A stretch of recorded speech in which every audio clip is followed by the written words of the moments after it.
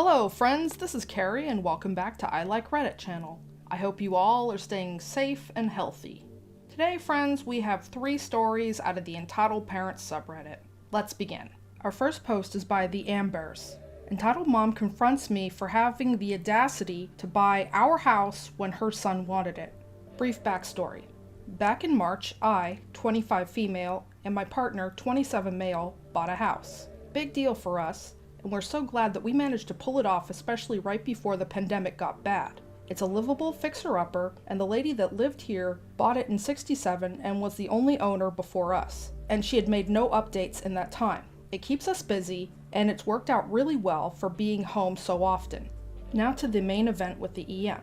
In May, I had a big project where I was pulling out the nasty bushes that had taken over a huge chunk of the front side yard. It was hot and I was sweaty. I'm digging out the roots and throwing the branches. As I'm right up front and making a pretty drastic change to the yard, people notice. Most of my neighbors stop by and say a quick hello from their car and drive away, but not EM. EM pulls up in a shiny black Suburban from the opposite side of the road, parks the wrong way and rolls down her window. I'd say she's in her 50s or 60s, gray/white bob haircut. I stand up and pause my music. The following conversation isn't exact, but it's pretty close to the conversation that was just so entitled. EM. Hey, did you buy this house? Me. Yep, just moved in last month. EM. Did you know the family? Me. That sold it? Not really. We just got lucky. They chose us, I guess. Trying to be nice, but kind of off-putting, she asked none of the typical neighbor questions. We made a great offer. EM. Yeah, my son really wanted this house. He grew up in the neighborhood, you know. Me. Oh, darn. Yeah, houses move fast right now. EM. He spent his whole life in the area. He really deserved to stay in the neighborhood, you know. Me. Yeah, that's too bad. Major WTF feelings now. EM. How much did you offer? Me. Not about to tell her details. Over the asking price, we were proactive. EM. Well, my son really wanted this house. Me, feeling quite awkward with the whole situation and just looking to shoo this lady along. Yeah, well, I'm sure more houses will go on sale around here. EM. Well, that doesn't help him now, does it? He really had his heart set on this house. I just exaggeratedly shrug and decide to resume my root cutting, trying to give her the message. EM. You're probably flipping it. He would have loved it. Me. No, we're not. We're gonna stay here long term. EM. Yeah, right. She doesn't leave. I'm wondering if I should go inside or something. She just keeps looking at me, expecting me to say something. I keep cutting at the roots. EM. Is it just you, or did your family help you get it? Me, getting pretty short in tone. My partner and I bought it together. EM. My grandkids would have loved this yard. A loved yard makes a house a home, you know. Me, not looking up. Well, my dogs will love it, especially once I'm done. EM. Seriously? I just scoff and continue pulling the roots out and throwing them into a pile. I can feel her eyes watching me. Me, ready to be done. Well, have a good day. And then with a last glare and a ugh, she sped off, leaving a quite annoyed and bewildered me in all my dirty glory, mulling over what the heck just happened. Did this lady just try and guilt trip me because I bought a house that her son wanted? Indeed. Apparently. WTF. Definitely the most unwelcoming interaction I've had since we've moved in, and I've not seen her since. If you're enjoying the content so far, please put a heart emoji in the comments section down below. Our next story is posted by Azalea. My aunt threw a tantrum because I wouldn't allow her 1-year-old son to attend my mother's funeral, and then forced my uncle to live stream the funeral for her. So this happened 3 years ago, way before global issues had started, thus live streaming a funeral was extremely weird back then. My aunt, by marriage to my uncle, had always been quite entitled. It had always been very clear to my entire family from the start that she mainly married my uncle for money and expected to always be treated like a princess by him and everyone else around her, and always got a horrible attitude whenever things didn't go exactly the way she wanted. My mother had just passed away from cancer after only being diagnosed a few months prior, and we were doing the final preparations for her funeral, which would take place the next day. Note, I was just 19 at the time, and with everything that had happened, I of course already was not in the best state of mind. I was very much grieving the loss of my mother, who I was extremely close to and just wanted everything to go as smoothly as possible without any hassle or disturbance that could potentially make me even more stressed out and depressed. Thus, I decided that I did not want to have young children at the funeral, at least not during the reception and the speeches. Young children make a lot of noise, especially when it's very quiet and they're in a negative environment where there's a lot of sadness and when they aren't the center of their parents' attention. I didn't want anything to disturb the reception and the people who wanted to give speeches about my mother. Thus, I did not want young children to attend. Everyone who got invited to the funeral with young children was very understanding and did not make a fuss about it. Everyone except my aunt. I first told my uncle that I didn't want any young children to attend the funeral a few days before, and thus make sure that he got a babysitter for his 1-year-old son. He appeared not to have any problem with it and said that he would tell my aunt about it. That night, I got a text from him asking why I didn't want any young children to attend. I explained the above and mentioned the reasons to him. Then he asked if I couldn't just make an exception for his son. I found this very odd and very annoying and said that I would not be making any exceptions for anyone. The next evening, I received another text message from him, only this time it was very emotionally manipulative. He said something along the lines of, "Please don't make this time harder on us than it already is and allow us to bring our son with us." And, "You're letting your emotions over your mother's loss cloud your judgment," which is absolutely infuriating. So, come the day of the funeral, my aunt and uncle had still refused to get a babysitter for their kid, and we were discussing in the reception hall of the funeral home.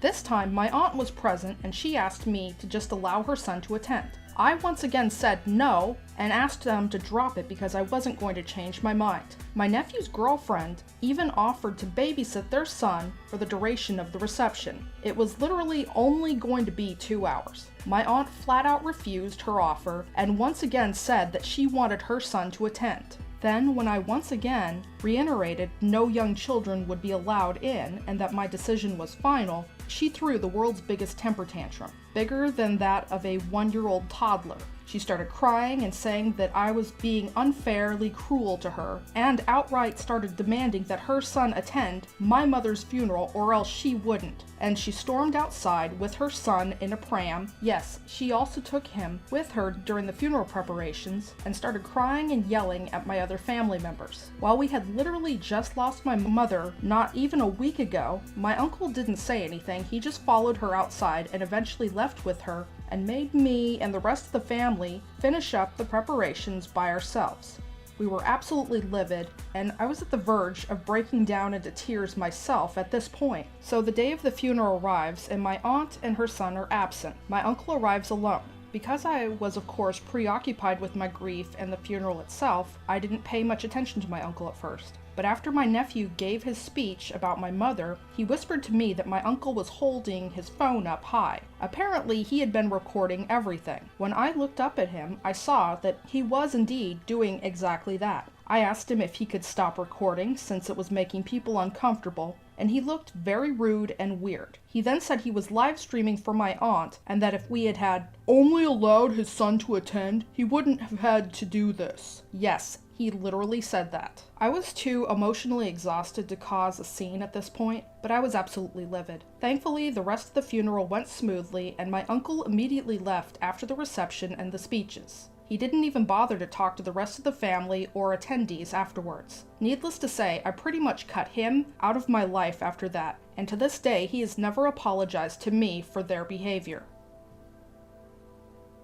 Our final post is by Nefertirix. My colleague, who's an entitled mother, demands to know how much of a raise I got. When I told her it's none of her business, she loses her mind. This colleague of mine, let's call her Karen to keep things simple, is 20 years older than me and has 2 kids. We pretty much started at the same time at our current workplace. I only had a few months advantage, but because of the kind of field I've been working, I had some special knowledge at the time, and just after a few months, I've had to teach some of my new colleagues, including Karen. Everyone I taught had become independent over time, except Karen. She was always dealing with her family on company time, talking on her phone with school teachers, her mother-in-law, her mother, her kids, her husband, her sister, pediatricians, and sometimes the pharmacist, and so on. depending on the issue currently on hand. Most of the time she'd call her kids for banal reasons. Start the washing machine, open the window to your room, eat, drink, take your medicine, do your homework, etc.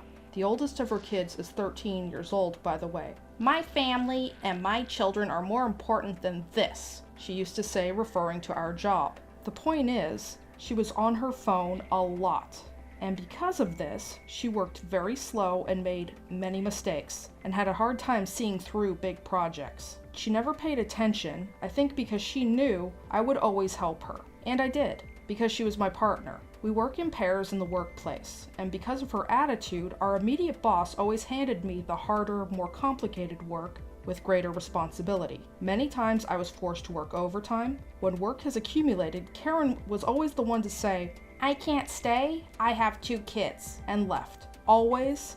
Not once did she ever stay and help. This year, around spring, there was an amendment to the law which made it possible that age did not determine the level of salary, but rather abilities and skill. Basically, it lets immediate bosses decide the salary and days of paid leave, not their age or the number of children, as it did before. So when the amendment came into force, our bosses summoned all of us one by one and told everyone in private how the person's salary and leave days would change and why. We've been told that this information is private and it is forbidden to share or discuss it with our colleagues. So my boss told me that he knew I work very hard, much harder than my older partner. So I would deserve her salary, but unfortunately he can't raise it that much due to the budget. So he gave me a 50% raise plus 5 more paid days of leave. I was very happy. That was way more than I expected. I went back to my office and continued my work. Karen was the last one to be summoned in.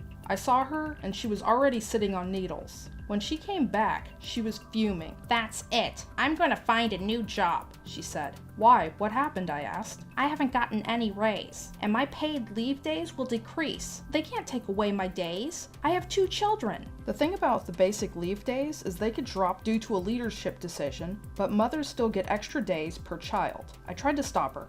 "Karen, we really should not discuss this. We were told it's forbidden to share." She storms out of the office, and after half an hour she returns, still angry. "Susan," another colleague with 2 children, "also got her days decreased. Her basic is lower than Janet," a colleague who doesn't have any children. I tried to reason with her. Susan works only 6 hours a day, and Janet takes all the big projects. "But Janet doesn't have any children, no family. Why would she get more days? I bet she got a raise too." Karen, that's the point. Abilities and skill matter more than number of children from now on. Besides, we're not allowed to discuss this matter. If you're unhappy with the decision, you should talk to our boss. "They don't appreciate me. You don't have any children either. How much of a raise did you get?" "None of your business, Karen." I kept my cool, and maybe that was what irritated her most. She immediately demanded our boss let her change her seat because she didn't want to sit next to me and work next to me anymore. He didn't allow it. Karen still sits and sometimes works next to me. A little satisfaction that our salaries converged. That's all the stories I have for today. Links to the original Reddit post will be in the description box below. Please stop on by Reddit to show the OP some love and an upvote. If you enjoy my videos, please comment, like, share, and subscribe. Don't forget to hit the bell notification to let you know when I upload new videos. Thank you for watching and have a wonderful day.